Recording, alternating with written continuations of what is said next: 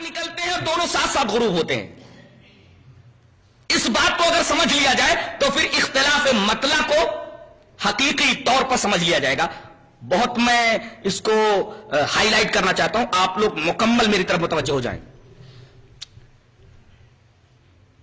पूर्णिमा के चांद को फुल मून बोलते हैं, जिस दिन वो मुकम्मल तौर पर निकला हुआ होता है, जिसको फुल मून बोलते हैं, मुकम्मल होता है, इसकी वजह से उसको बदर कामिल बोलते हैं। इसके उल्टा एक दिन ऐसा आता है कि चांद मुकम्मल तारीख होता है, एक दिन मुकम्मल रोशन होता है, और एक दिन बिल्कुल उसके बरअक्स बिल्कुल तारीख होता है। जिस दिन मुकम्मल रोशन होता है वो 14वीं का चांद है और बद्र कामिल है, और जिस दिन मुकम्मल तारीख होता है वो अमावस्या की रात है, अमावस की रात है, जिसको अरबी में महाक बोलते, कबल महाक बिलैलतिन, अमावस की एक रात पहले, बराबर, तो वो अमावस की रात है। कैसे होता है ये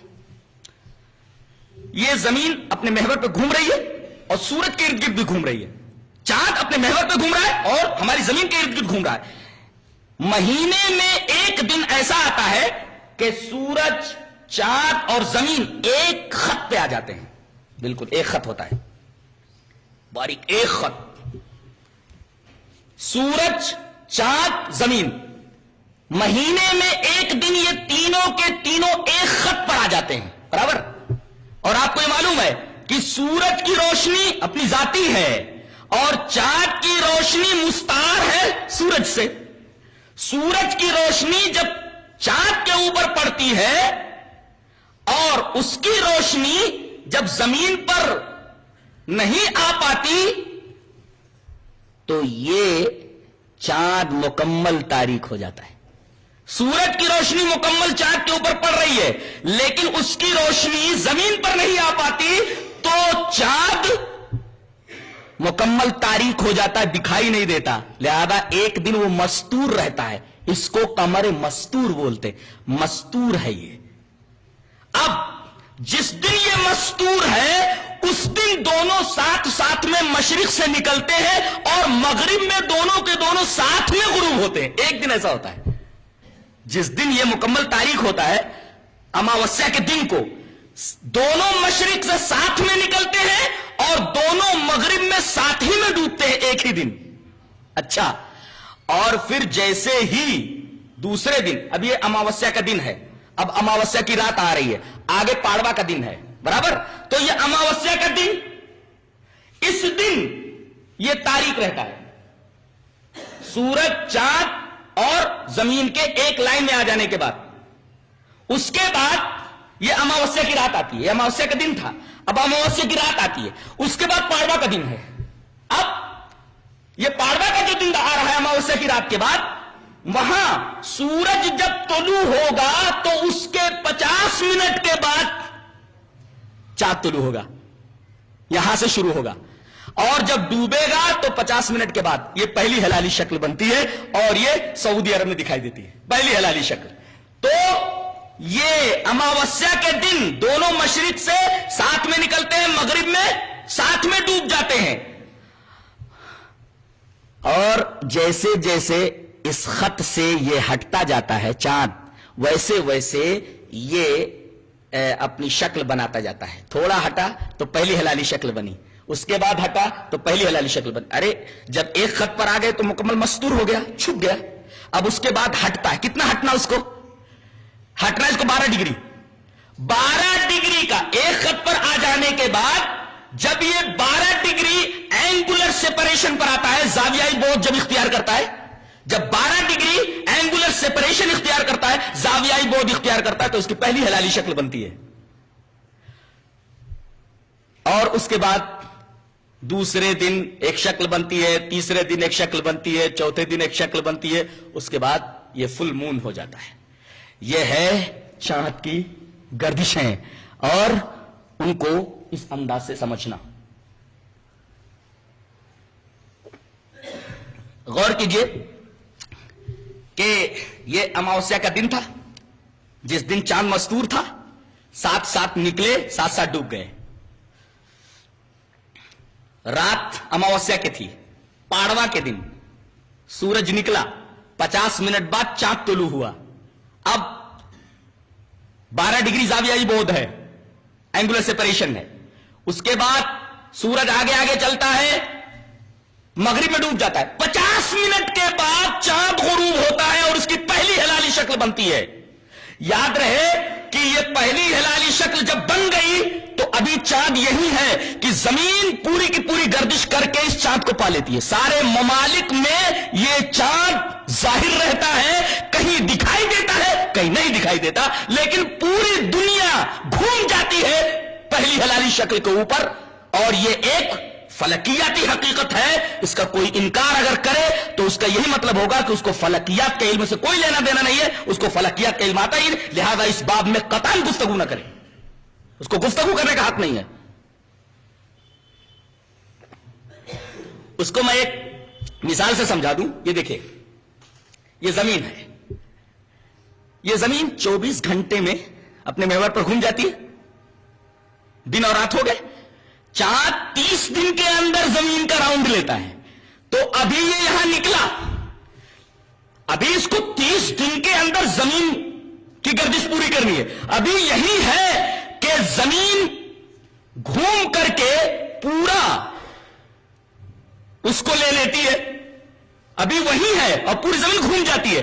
گویا کہ دنیا کے تمام ممالک نے چاند کی ہلالی شکل کو پا لیا ہے، پہلی شکل کو پا لیا ہے. یہ تو ایک دم بدیہی بات ہے، علم فلکیات کا معمولی طالب علم اس کو جانتا ہے. اس ہلالی شکل کو پوری دنیا کے ممالک پا لیتے ہیں، پوری زمین گھوم جاتی ہے اس ہلالی شکل کے اوپر.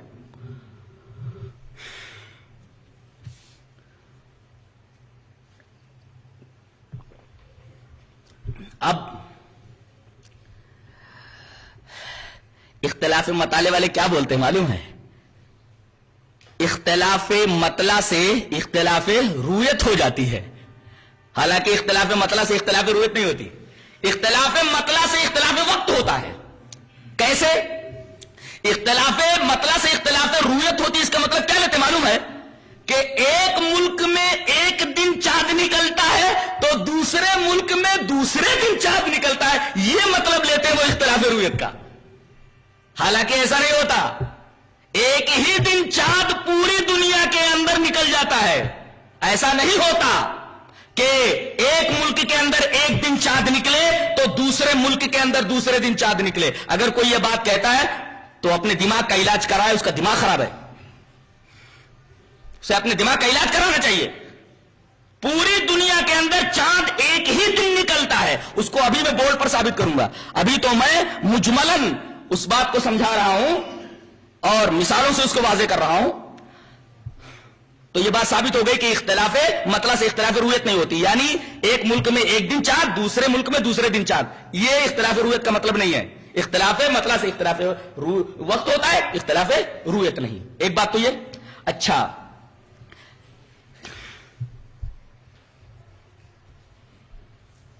غور سے دیکھیے کہ کہتے ہیں کہ دو جگہوں کے درمیان کچھ مخصوص دوری ہوتی ہے، اس دوری کی وجہ سے ہم یہ کہتے ہیں کہ یہاں چاند کا مطلع کچھ اور ہے، یہاں چاند کا مطلع کچھ اور ہے. لہذا یہاں جن لوگوں نے چاند دیکھ لیا وہ روزہ رکھ لیں، عید منا لیں. یہاں کے لوگوں نے جس دن چاند دیکھا ہے اس دن وہ روزہ رکھ لیں اور عید منا لیں. ہم یہ پوچھتے ہیں کہ یہ دوری کتنی ہونی چاہیے؟ دو جگہوں کے درمیان کتنی دوری ہوگی کہ ایک جگہ کی رویت دوسری جگہ کے لیے معتبر ہوگی اور نہیں ہوگی؟ بعض لوگوں نے کہا مسافت قصر لیا جائے. قصر کی مسافت کتنی؟ امام ابن تیمیہ رحمۃ اللہ علیہ فتاوی کے اندر بڑا زبردست اعتراض فرماتے ہیں. کہتے ہیں اگر کوئی آدمی مسافت قصر یا اقلیم، ایک ملک دوسرا ملک یہ لیتا ہے، یا مسافت قصر کو لیتا ہے، تو اس آدمی کا یہ قول عقل اور شریعت دونوں کے خلاف ہے. لہذا مسافت قصر کی دوری حد کے لیے جو ہے تسلیم نہیں کی جائے گی، جیسا کہ ابن تیمیہ بولتے ہیں. اور ایک اقلیم اور دوسری اقلیم، ایک ملک دوسرا ملک، اس کا بھی اعتبار، اس کو بھی حد نہیں مانا جا سکتا۔ اب کہتے ہیں کہ 560 میل کی دوری کو تسلیم کر لیا جائے۔ ہم نے کہا کہ ذرا واضح کیجئے بات کو۔ کہتے ہیں ایسا کیجئے کہ یہ ایک ملک ہے یا ایک شہر ہے، اس سے 560 میل مشرق میں دوری اگر ہے تو 560 میل کی دوری مشرق میں مانی جائے، مغرب میں کوئی حد نہیں ہے۔ تو اب 560 میل کی دوری جو تسلیم کی گئی ہے، بس 560 میل پر جو مشرق میں ہے وہ چاند اگر دیکھیں تو ان کے لیے ان کا چاند ہے، ان کے لیے ان کی رویت ہے، اور یہاں جو لوگ ہیں ان کے لیے ان کی رویت ہے، اور اس کے اوپر ان کا عمل ہوگا۔ ہم یہ پوچھتے ہیں کہ ٹھیک ہے، 560 میل دوری آپ نے تسلیم کر لی مشرق میں، اب ہم یہ پوچھتے ہیں کہ 560 میل کی دوری پر ایک گھر ایسا ہے، ایک گھر، ایک بھائی ادھر رہتا ہے، ایک بھائی ادھر رہتا ہے، ایک ہی گھر ہے، 560 میل کی دوری آ کر آدھے گھر کے اوپر ختم ہو جاتی ہے۔ یہاں سے 560 میل کو یہاں سے شروع کیا گیا اور یہاں سے مسافت شروع ہوئی، چلتے چلتے چلتے چلتے 560 میل کی دوری آ کر ایک ایسے گھر کے اوپر ختم ہوتی ہے کہ آدھے گھر کے اندر ایک بھائی رہتا ہے اور آدھے گھر کے اندر ایک بھائی رہتا ہے۔ تو اب بتایا جائے کہ دوری تو یہاں ختم ہو گئی، مسافت تو یہاں ختم ہو گئی، اب ایک گھر میں رہنے والے آدھے لوگ عید منائیں گے، آدھے لوگ روزہ رکھیں گے، اور آدھے لوگ روزہ نہیں رکھیں گے اور آدھے لوگ عید نہیں منائیں گے۔ یہ اتنی بےہودہ بات ہے، اتنی فضول بات ہے کہ اس سے زیادہ فضول اور بےہودہ بات دنیا میں ہو ہی نہیں سکتی۔ لہذا کسی بھی مسافت کی تعین، کسی بھی دوری کو مسلم ماننا، کوئی حد ماننا، یہ عقل اور نقل اور شریعت سب کے خلاف ہے، خلاف عقل بھی ہے اور خلاف نقل بھی ہے۔ یہ اس کا اجمالی بیان رہا۔ اب آئیے بورڈ کے اوپر سمجھاتا ہوں جس سے بات بالکل واضح ہو جائے۔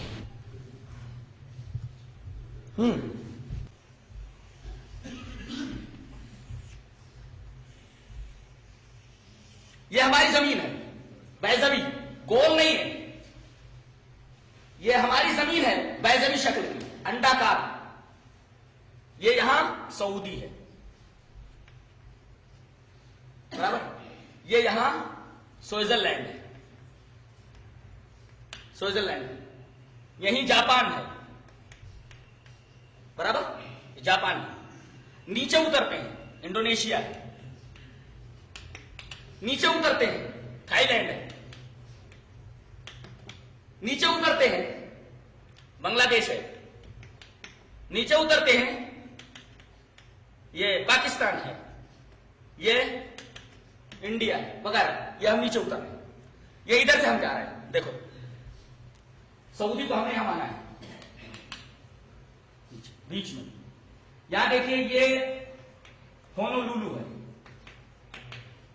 ہونولولو ہے، اسی طریقے سے آکلینڈ ہے یہ، برابر، اسی طریقے سے یہاں یہ واشنگٹن ہے امریکہ۔ یہ دیکھیے، اب یہ دیکھیے 1 2 3 4 5 6 7 8 9 10 11 12 یہ یہاں پہ ایک ملک ہے مارکسس، ایک ملک ہے یہ۔ آکلینڈ والے پورا جو سی بیلٹ ہے، یہ ہونولولو اور یہ واشنگٹن امریکہ۔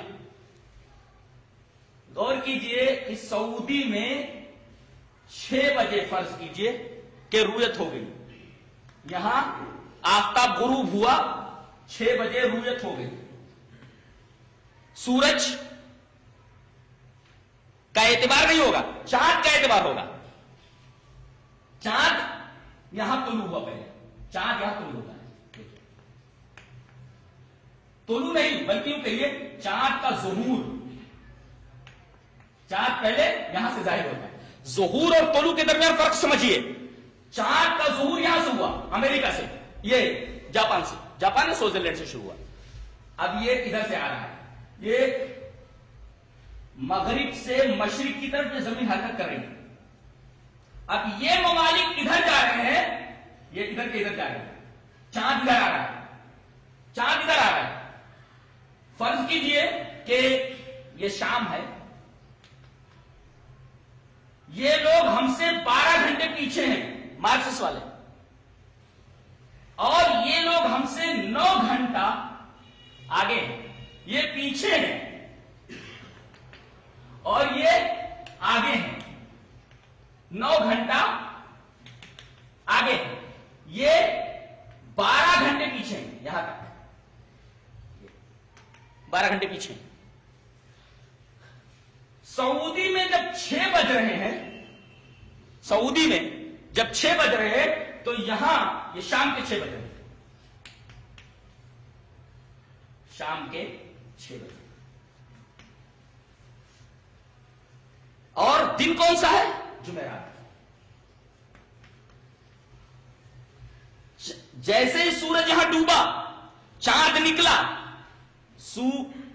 چاند نکلتے ہی سعودی کے اندر رویت ہو گئی اور جمعرات آ گئی، جمعرات آ گئی، غور سے دیکھیے، شام 6 بجے اور جمعرات، چاند یہاں نکلا ہے سعودی میں، اس وقت یہاں تقریباً یہ 4 بج رہے ہیں رات کے، کہاں؟ یہ جاپان اور سوئٹزرلینڈ میں 4 بجے رات، جب چاند یہاں سے نکل رہا ہے تو یہ لوگ کب ہیں، کہاں ہیں؟ یہ جمعرات ہی میں ہیں،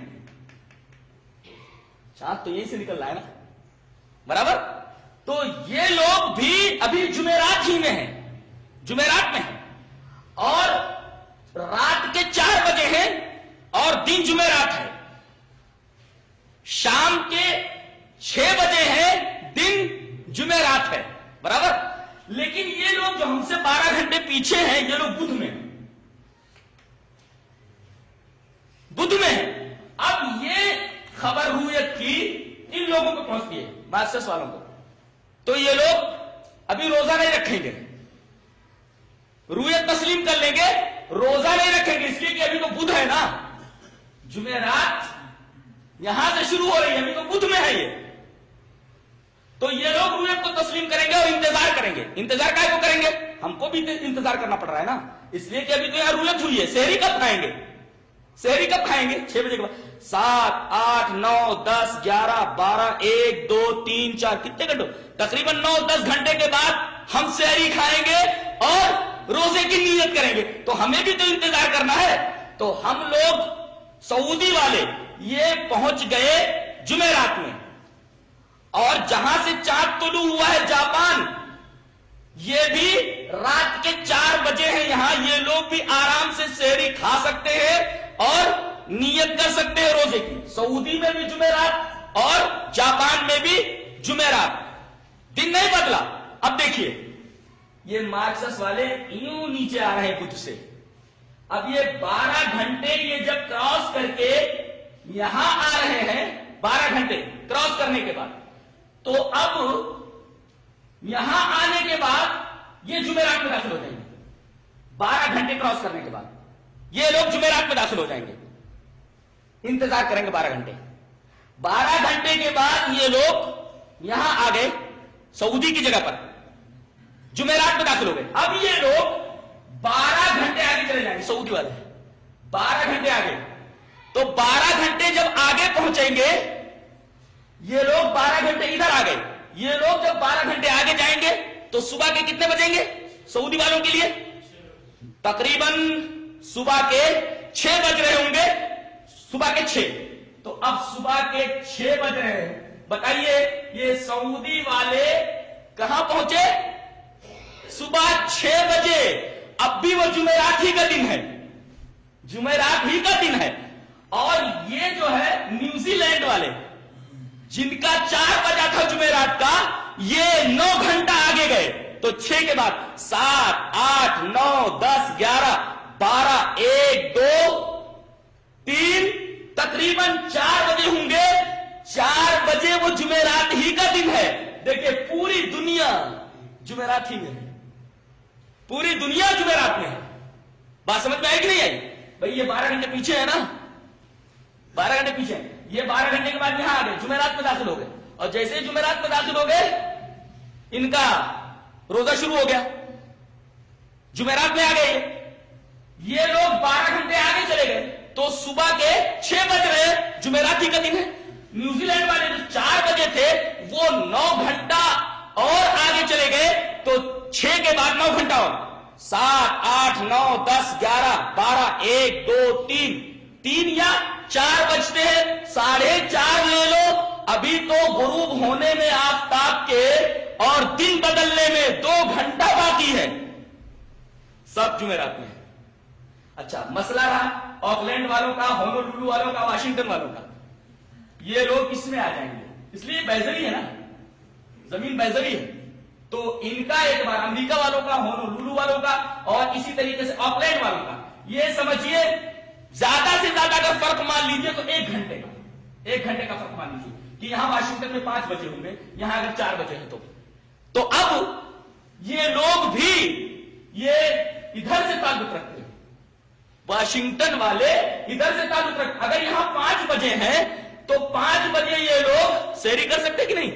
سحری کر سکتے ہیں، نیت کر سکتے ہیں، ساری چیزیں. یہ تو ان کے ساتھ ہیں، یہ بھی جمعرات ہی میں ہیں، یہ بھی جمعرات ہی میں ہیں. اس لیے کہ یہ 12 گھنٹے جب پیچھے ہوئے اور یہ لوگ 9 گھنٹہ آگے ہوئے، تو یہاں اگر 4 بج رہے تو یہاں 5 بج رہے. یہاں رات کے 4 بجے یا رات کے 5 بجے، تو رات کے جب 5 بجے تو وہ جمعرات ہی ہے کہ نہیں؟ تو واشنگٹن تک یہ پورے کے پورے جمعرات میں ہیں. یہ لوگ 12 گھنٹے کے بعد جمعرات میں داخل ہو جائیں گے. دن نہیں بدلے گا، پتہ نہیں. جو لوگ کہتے ہیں کہ دن بدل جاتا ہے، ذرا اس کے علاوہ کچھ اور سمجھا کر دکھائیں.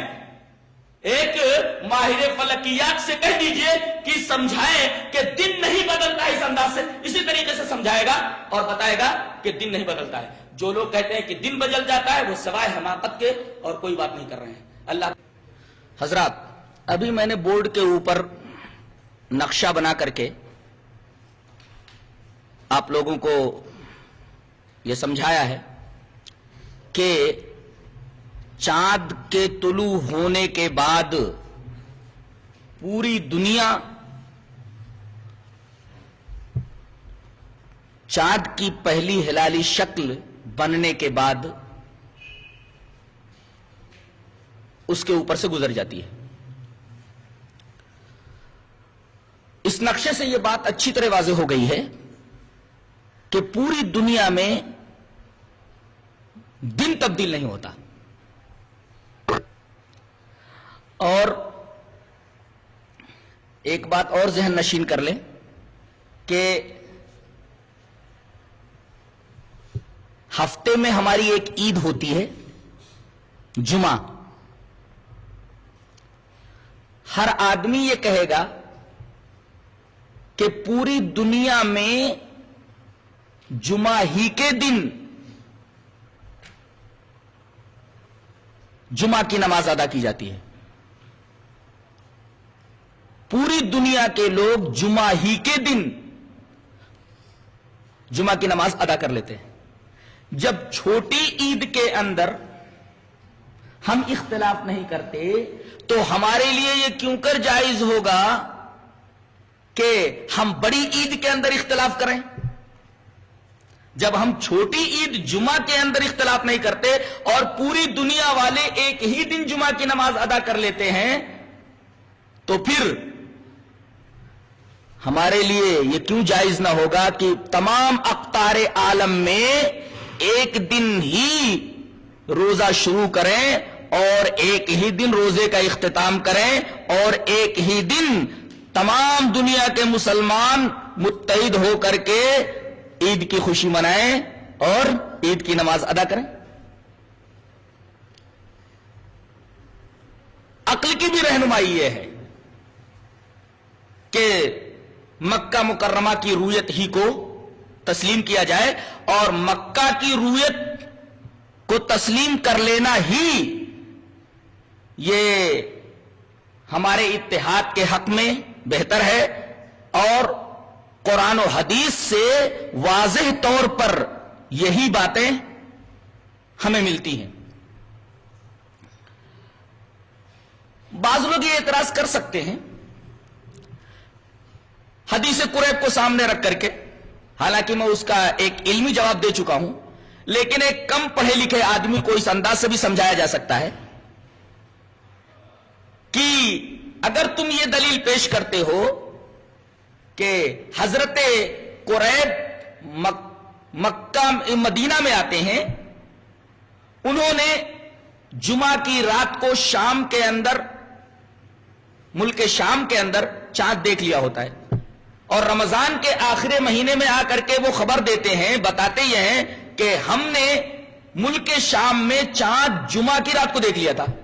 حضرت ابن عباس یہ فرماتے ہیں کہ ہم نے یہاں مدینہ کے اندر جمعہ کی رات کو نہیں، سنیچر کی رات کو چاند دیکھا ہے، اور ہم برابر روزہ رکھتے رہیں گے یہاں تک کہ 30 دن مکمل کر لیں یا چاند دیکھ لیں، اس کے بعد ہم لوگ افطار کر لیں گے، رمضان مکمل کر لیں گے۔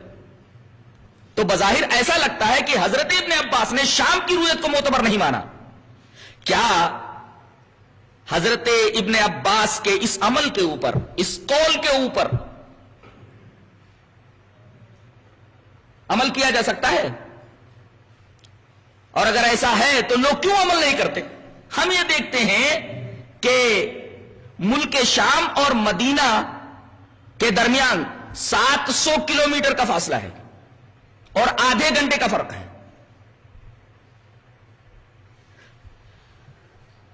تو شام کی رویت مدینہ والوں کے لیے معتبر نہیں ہے، لیکن ہم ہندوستان میں دیکھتے ہیں کہ بنگلور سے دلی کا فاصلہ 2000 کلومیٹر ہے اور صرف 10 منٹ کا فرق ہے، تو 2000 کلومیٹر کے فاصلے کو اگر پیش نظر رکھا جائے تو دہلی کی رویت بنگلور کے اندر معتبر نہیں ہونی چاہیے، لیکن ایسا نہیں ہے۔ لوگ دہلی کی رویت کو بنگلور میں تسلیم کرتے ہیں، جبکہ ان دونوں شہروں کے درمیان 2000 کلومیٹر کا فاصلہ ہے۔ تو پھر حدیث قریب کے اوپر عمل کس طرح کیا جائے گا؟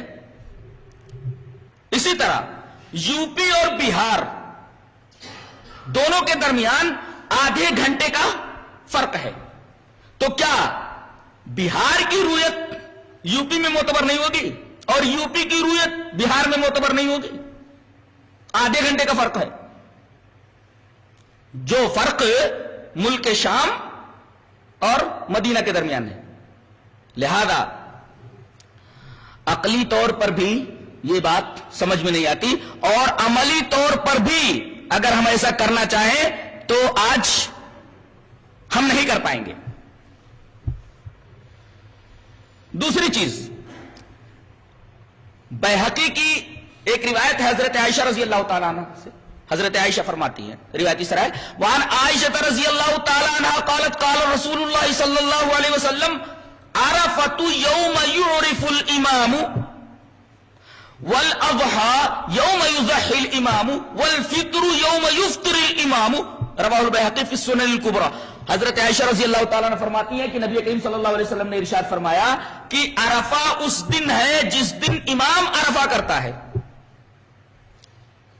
اضحیٰ اس دن ہے جس دن امام اضحیٰ کرتا ہے، اور رمضان کے روزے اس وقت پورے ہو جاتے ہیں جس دن امام رمضان کے روزے پورے کرتا ہے۔ غور فرمائیے، اس حدیث کا پہلا ٹکڑا یہ ہے کہ عرفۃ یوم یعرف الامام، کہ عرفہ کا دن وہی ہوگا جس دن امام عرفہ کرے گا۔ لوگ اس حدیث کی مخالفت کرتے ہوئے 9 ذی الحجہ کو متعین کر لیتے ہیں، 9 ذی الحجہ یہ عرفہ کا دن ہے۔ حدیث میں 9 ذی الحجہ کے تعلق سے عرفہ کہاں ہے؟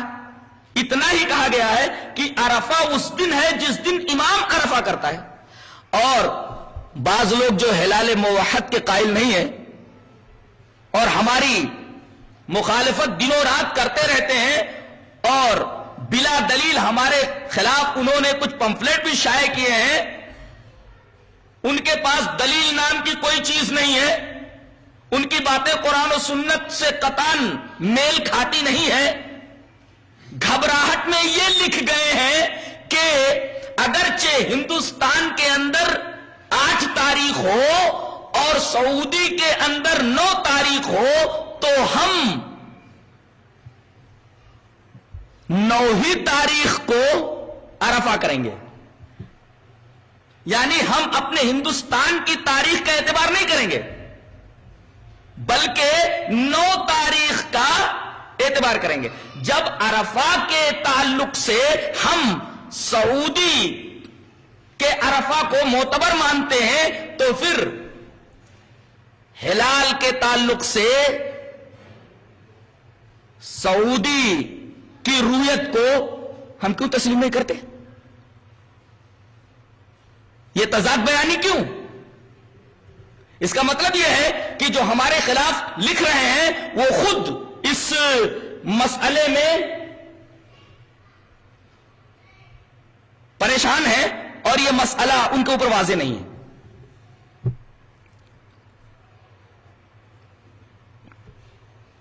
ایک خاص بات اور، اللہ تبارک و تعالی نے ارشاد فرمایا انا انزلناه فی لیلۃ القدر وما ادراک ما لیلۃ القدر لیلۃ القدر خیر من الف شہر۔ لیلۃ القدر کی فضیلت بتائی گئی کہ 1000 مہینوں سے بھی زیادہ فضیلت والی ہے، اور یہ رمضان کے آخری عشرے کی طاق راتوں میں سے کسی ایک رات کو آتی ہے۔ بتائیے یہ طاق رات ایک ہی دن پوری دنیا کے اندر آتی ہے، یہ رات پوری دنیا کے اندر ایک ہی مرتبہ آتی ہے، یا الگ الگ ملکوں کے اندر الگ الگ راتوں کے اندر آتی ہے؟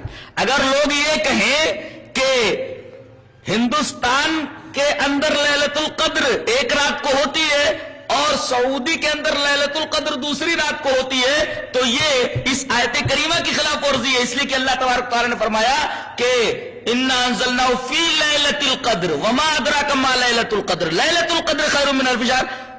قدر کی رات ایک ہی ہے، لیلۃ القدر ایک ہی ہے، پوری دنیا کے اندر ایک ہی رات لیلۃ القدر ہے، مختلف راتیں نہیں ہیں، ورنہ لیل کی جمع لیالی لائی جاتی۔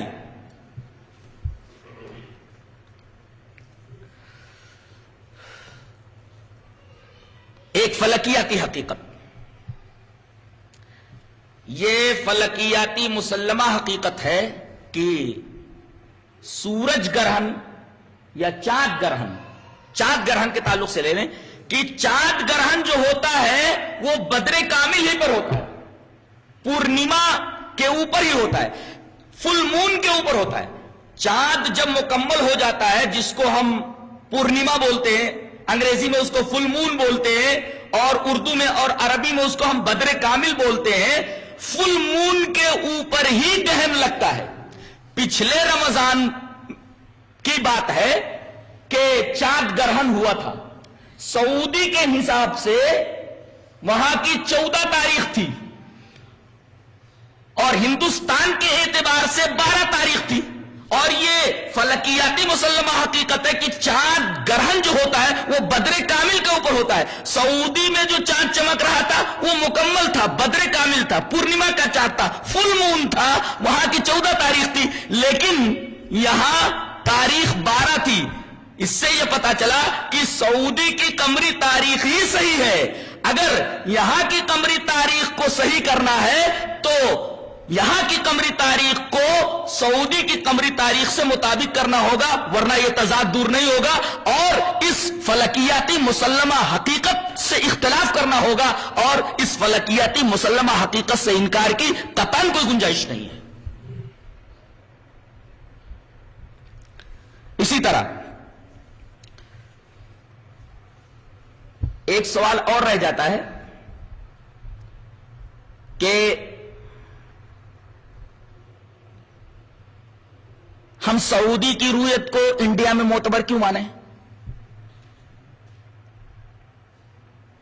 ہم پوچھتے ہیں کیوں نہیں مانیں گے؟ آپ کہتے ہیں کہ ہمارے انڈیا میں چاند دکھا نہیں۔ چاند ہمارے انڈیا میں کیوں نہیں دکھا؟ حقیقت یہ ہے کہ جس دن سعودیہ میں رویت ہوتی ہے اسی دن ہندوستان کے ساحلی علاقوں میں مثلا کیرالا میں، مینگلور میں، موڈ بدری وغیرہ کے علاقوں میں لوگ چاند دیکھتے ہیں اور وہ لوگ چاند دیکھ کر کے روزہ رکھتے ہیں. لہذا یہ بات بھی بالکل فضول اور بیہودہ ہے کہ سعودی کی رویت کو ہم تسلیم کیوں کریں.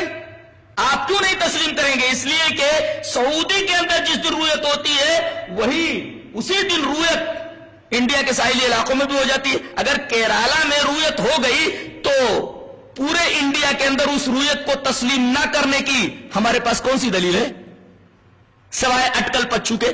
اور اللہ تبارک و تعالی نے یہ فرمایا ہے کہ جب یقین آ جائے تو گمان کو مسترد کر دیا جائے. ہمارے پاس الحمدللہ رویت ہلال کے تعلق سے یقین موجود ہے، علم موجود ہے، اور میں پورے وثوق کے ساتھ بولتا ہوں کہ ہمارے مخالفین جتنے بھی ہیں جو ہلال موحد کے مخالف ہیں ان کے پاس سوائے ظن کے کچھ بھی نہیں ہے. اور قرآن حکیم یہ بولتا ہے کہ ما لهم به من علم الا اتباع الظن، ان کے پاس علم نہیں ہے سوائے گمان کے پیروی کے. گویا ہمارے پاس الحمدللہ علم یقینی ہے اور ہمارے مخالفین کے پاس ظن کے علاوہ کچھ نہیں ہے.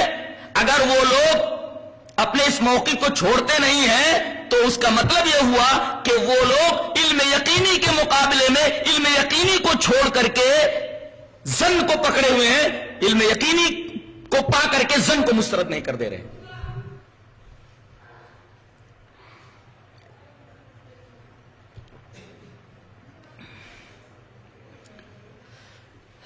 ایک سوال اور بھی پیدا ہو سکتا ہے کہ جب زمین مغرب سے مشرق کی طرف چل رہی ہے، گردش کر رہی ہے، اور چاند کا ظہور سب سے پہلے سوئٹزرلینڈ میں ہوا، جاپان میں ہوا، اور اس کے بعد وہ سفر کرتا ہوا انڈونیشیا، تھائی لینڈ، بنگلہ دیش، انڈیا، پاکستان سے ہوتا ہوا سعودی عرب میں جاتا ہے.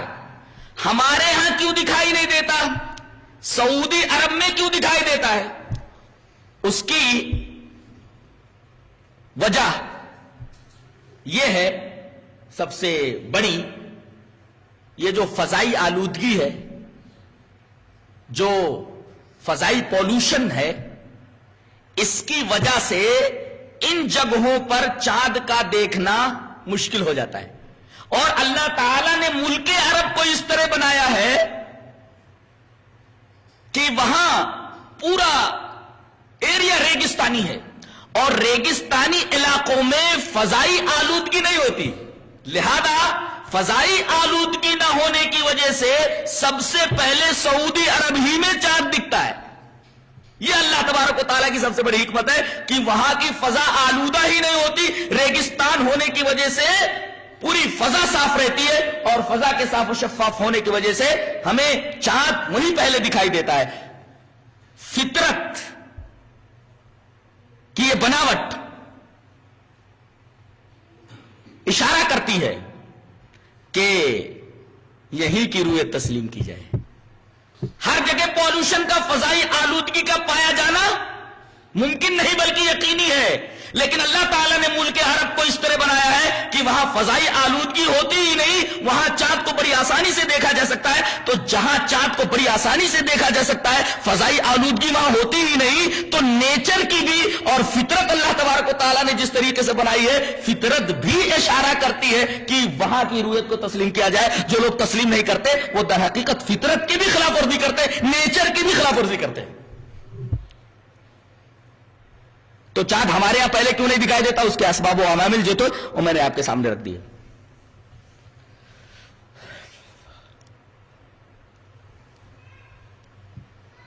ایک اہم بات اور رہ گئی. بعض لوگ یہ کہتے ہیں کہ کیلکولیشن کا اعتبار کیوں نہ کر لیا جائے،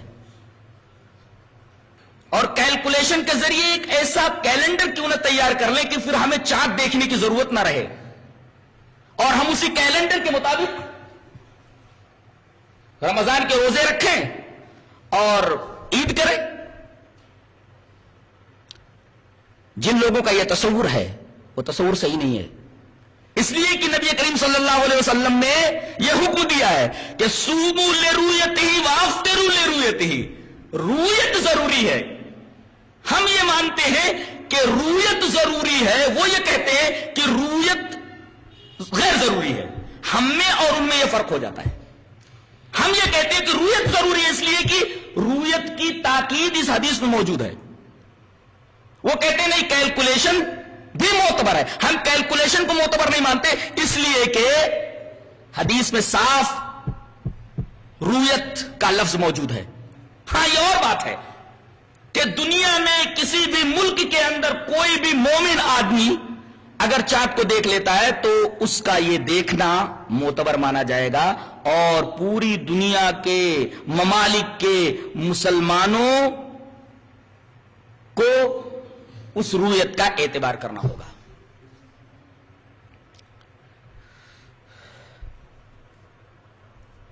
حساب کا اعتبار نہیں ہوگا. اس سلسلے میں نبی کریم صلی اللہ علیہ وسلم کی ایک حدیث بھی اگر ذہن میں رکھ لیں تو بات اور واضح ہو جائے گی. حدیث اس طرح ہے: عن ابن عمر رضی اللہ تعالی عنہ عن النبی صلی اللہ علیہ وسلم انه قال انا امة امیہ لا نكتب ولا نحسب الشعر هكذا وهكذا، یعنی مرتن 29 ومرتن 30. رواه البخاری فی کتاب الصوم. حضرت امام بخاری رحمۃ اللہ علیہ اس حدیث پاک کو روزوں کے چیپٹر میں لائے ہیں. ترجمہ کیا ہے؟ حضرت ابن عمر رضی اللہ تعالیٰ عنہ فرماتے ہیں کہ نبی کریم صلی اللہ علیہ وسلم نے ارشاد فرمایا کہ ہم لوگ امی امت ہیں. ایک مولوی نے یہ آیت کریمہ پڑھی سورہ اعراف کی: الذین یتبعون الرسول النبی الامی الذی، وہ لوگ جو اتباع کرتے ہیں رسول کی جو رسول نبی بھی ہے اور امی بھی ہے. امی کا اور جاہل کا فرق نہ سمجھنے کی وجہ سے اس نے جاہل کا لفظ استعمال کر دیا. بہت مارا گیا، وہ بہت مارا گیا. خود اسی کے مسلک کے لوگوں نے بری طریقے سے اس کی پٹائی کی. امی کا مطلب جاہل نہیں ہوتا، بلکہ امی کا مطلب ہوتا ہے الذی لا یکتب ولا یقرأ، جو نہ لکھ سکے نہ پڑھ سکے. نبی کریم صلی اللہ علیہ وسلم کے بارے میں یہ دونوں باتیں ایک جگہ فرمائی گئی ہیں.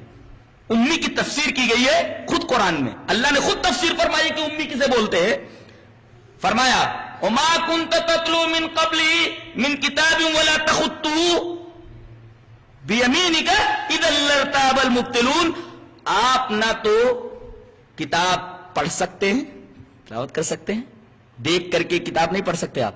ولا تخطه بيمينك، آپ اس کو اپنے دائنے ہاتھ سے لکھ بھی نہیں سکتے ورنہ باطل پرستوں کو شک ہو جاتا. اللہ تبارک و تعالیٰ نے ان دونوں باتوں کی نفی آپ کی ذات سے فرما دی کہ آپ کو لکھنا بھی نہیں آتا، آپ کو پڑھنا بھی نہیں آتا. تو امی کا مطلب وہ الذی لا یقرأ ولا یکتب، جو نہ لکھ سکے نہ پڑھ سکے. اس لیے کہ بعض لوگوں نے یہ اعتراض کیا تھا کہ تورات کو دیکھ کر کے انہوں نے قرآن بنا لیا ہے. یہ جو باتیں کہتے ہیں یہ سب تورات کی ہیں، انجیل کی ہیں. اللہ تبارک تعالیٰ نے فرمایا میرے رسول کو جو پڑھنا ہی نہیں آتا تو اس نے تورات کی باتیں کیسے تم لوگوں کے سامنے بیان کرنا شروع کر دیا؟ اس کو تو پڑھنا ہی نہیں آتا، یہ کتاب پڑھ ہی نہیں سکتا. اور اگر کوئی یہ کہے کہ تورات کو دیکھ کر کے انہوں نے لکھ لیا تو میرے نبی کو تو لکھنا بھی نہیں آتا، لہذا کیسے لکھ سکتا ہے؟ جس کو پڑھنا نہ آتا ہو، جس کو لکھنا نہ آتا ہو، وہ دوسری کتاب کو دیکھ کر کے کیسے لوگوں کے سامنے بیان کر سکتا ہے اور کیسے اس کو لکھ سکتا ہے؟ وہی لفظ یہاں استعمال کیا گیا ہے. انا امۃ امیہ، ہم امی امت ہیں جو نہ لکھ سکتے نہ پڑھ سکتے. لا نکتب ولا نحسب، ہم نہ تو لکھ سکتے ہیں نہ لکھتے ہیں، ولا نحسب، اور نہ تو کیلکولیشن کرتے ہیں. یہاں دو باتیں قابل غور ہیں. اللہ کے رسول صلی اللہ علیہ وسلم نے کتابت کی یعنی پرنٹ میڈیا کی بھی اہمیت بتا دی ہے کہ پرنٹ میڈیا کی قیامت تک اہمیت رہے گی.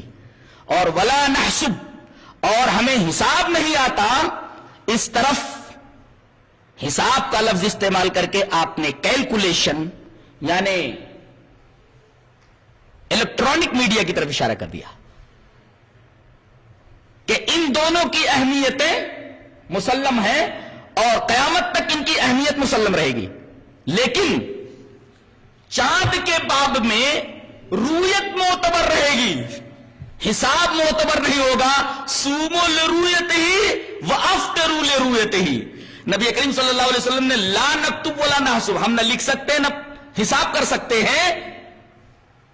الشہر ہاکذا وہاکذا، مہینہ اس طرح ہوتا ہے اور اس طرح ہوتا ہے، مہینہ ایسا ہوتا ہے ایسا ہوتا ہے. یعنی ہاکذا ہاکذا کی تفسیر یعنی مرتن 29، یعنی کبھی مہینہ 29 دن کا ہوتا ہے، وہ مرتن 30، اور مہینہ 30 دن کا ہوتا ہے. اس حدیث پاک میں کیلکولیشن کے اعتبار کی نفی کر دی گئی ہے کہ چاند کے باب میں کیلکولیشن کا اعتبار نہیں ہوگا، رویت ہی معتبر ہوگی.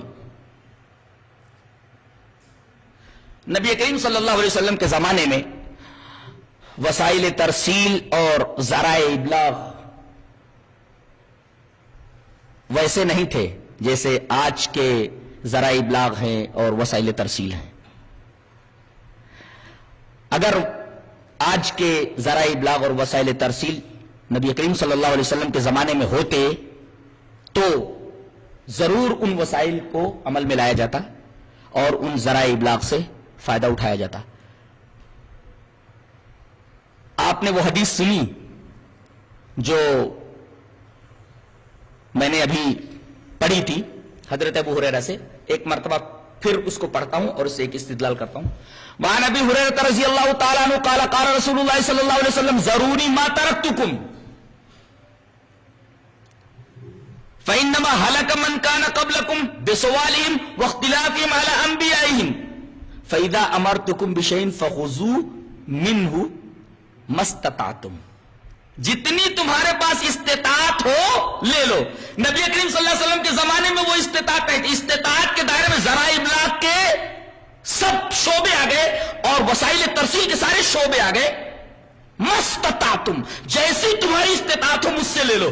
یعنی نبی کریم صلی اللہ علیہ وسلم نے ارشاد فرما دیا کہ مجھ سے لے لو حسب استطاعت. تمہاری استطاعت اپنے اپنے دور میں جس طریقے کی ہوگی، اس لیے کہ میں کسی خاص خطے کا رسول نہیں ہوں، میں قیامت تک کے لیے رسول بنا کر کے بھیجا گیا ہوں. اللہ کے رسول نے ارشاد اللہ تبارک و تعالی نے آپ کی زبان سے کہلوایا سورہ اعراف کے اندر، آپ فرما دو میں کسی خطے کا رسول نہیں ہوں اور میں کسی خاص زمانے تک کا رسول نہیں ہوں، میں تمام زمان و مکان کا رسول ہوں. قل یا ایھا الناس انی رسول اللہ الیکم جمیعا، میں قیامت تک آنے والے تمام لوگوں کا رسول ہوں. میری رسالت قیامت تک کے لیے ہے.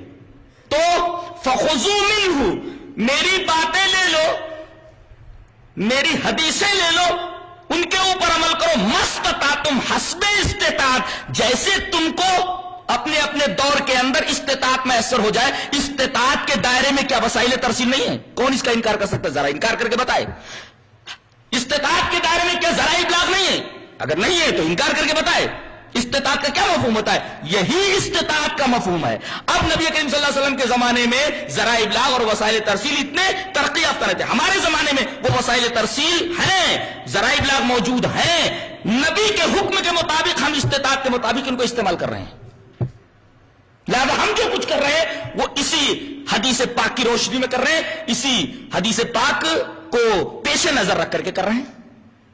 بات اور زیادہ واضح ہو گئی ہے.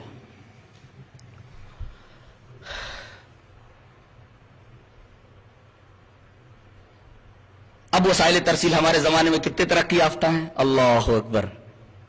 وہاں تو ایک گاؤں کی خبر دوسرے گاؤں میں نہیں پہنچ پاتی تھی. آج دنیا ایک گھر کی شکل نہیں بلکہ یوں کہہ لیجئے کہ دنیا مٹھی میں آ چکی ہے.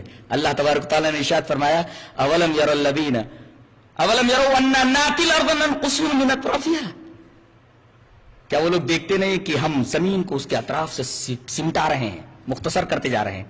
اور در حقیقت اس میں اشارہ اسی بات کی طرف ہے کہ گھر بیٹھے آدمی اپنی جیب میں ایک آلہ لیے رہے گا، اس آلے کے ذریعے وہ پوری دنیا میں بیٹھے ہوئے کسی آدمی سے بھی بات کر سکتا ہے. اس طرح زمین سمٹ جائے گی، وسائل ایسے آدمی کے پاس آ جائیں گے کہ لمحوں میں ہزاروں میل کے فاصلے پر خبر وہ پہنچا سکتا ہے.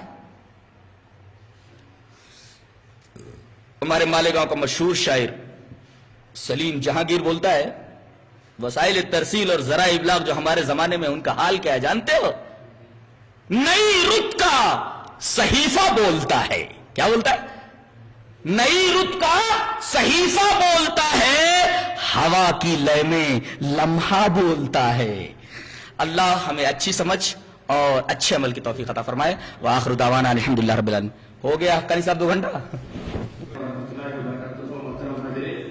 بہت حد تک یہ مسئلہ ہماری سمجھ میں غالباً آ گیا ہوگا کہ اصل میں جو لوگ توحید ادلہ میں قائل نہیں ہیں، اصل میں کتاب و سنت، علم فلکیات، علم جغرافیہ اور علم منطق پر درک نہ ہونے کی دلیل ہوتی ہے، اور تمام مسائل کا حل توحید ادلہ بھی ہے. لہذا ہماری سمجھ میں آ گیا، اور انشاءاللہ آخر کا خطاب امامت شرعیہ پر بعد نماز تراویح ہوگا. تمام حضرات سے